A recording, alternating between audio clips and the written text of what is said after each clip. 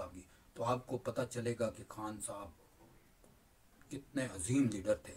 आप देखें वीडियो, मैं दिखाता हूँ आपको। हमें मसला हुमायूं दिलावर साहब से है और chief justice Islamabad high court Aamir Farooq साहब के साथ है। और आज जब कैमरे के सामने बैठे हैं तो शायद मैं अपने कैरियर में और ये जो सीनियर वकला हैं, पहली दफा अपनी जिंदगी में हम किसी हाई कोर्ट के जज या सेशन जज के खिलाफ पब्लिक में आए हैं, प्रेस कॉन्फ्रेंस कर रहे हैं। इस जिंदगी में इस तरह इस अमल का इर्तिकाब नहीं किया है और इसकी जरूरत पड़ी है। इमरान खान के साथ chief justice Islamabad high court और उसके इमाम पे हुमायूं दिलावर साहब ने इंसाफ से हटकर जो काम शुरू किया हुआ है, जो रोजमर्रा की बुनियाद पे कार्रवाई, अदालती कार्रवाई का नाम देके जो नाइंसाफियां की जा रही हैं, इसने हमें मजबूर किया है कि हम यहां अदालत का एहतराम को मलहूज़ खातिर रखते हुए जहां उनको ये बताएं कि आपके फराइज इंसाफ करना है, किसी के लिए कंप्रोमाइज नहीं होना है,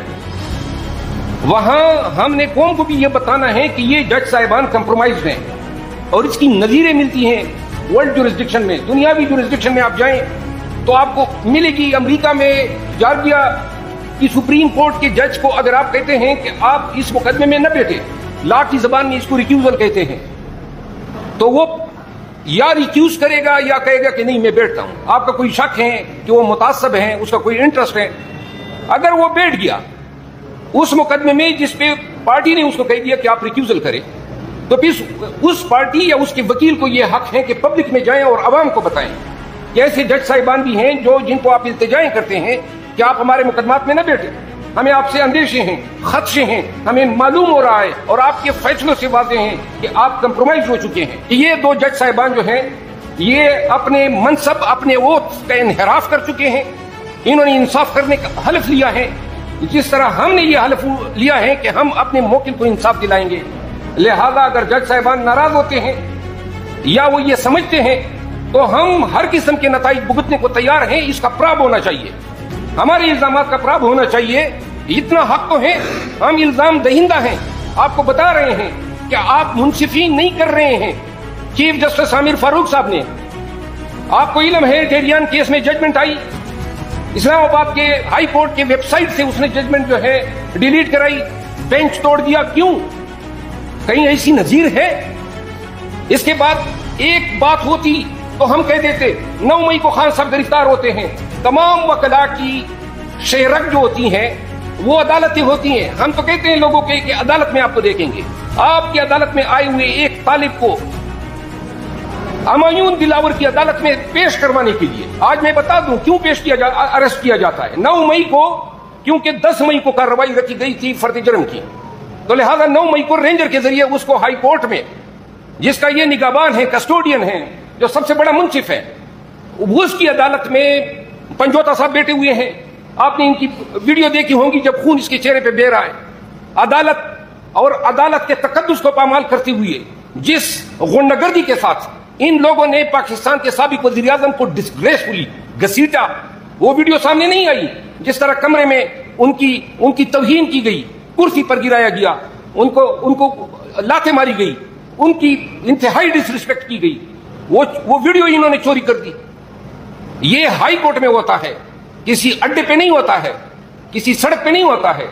और जब हम और वहां पे वकला को मारा जाता है, अदालती स्टाफ को मारा जाता है, शीशे तोड़े जाते हैं, दरवाजे तोड़े जाते हैं, तो हम फरियाद लेके जाती हैं ये क्या फिस्तायत है, क्या जुल्म है, क्या अनारकी है, क्या टिरनी है।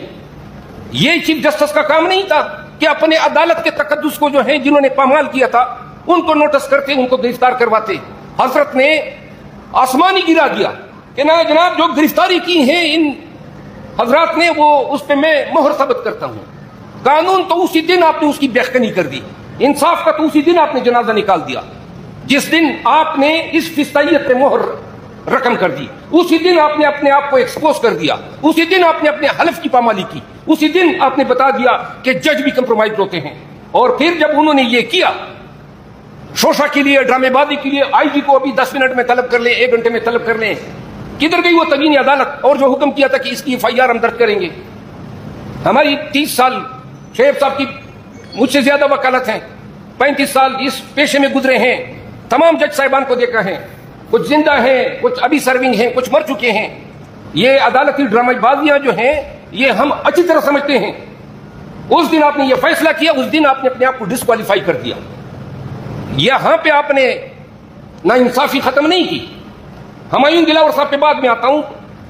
ہم ہمایوں 9 تاریخ کو خان صاحب گرفتار ہوتے ہیں، 10 تاریخ کو میں اور خواجہ عارف صاحب اور بیرسٹر گور صاحب.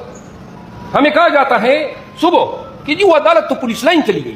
اب آپ لوگ سن لیں اور پاکستانی قوم بھی سن لیں، کبھی پاکستان کی تاریخ میں اور دنیا کی تاریخ میں کبھی پولیس لائن میں عدالت نہیں لگی ہے.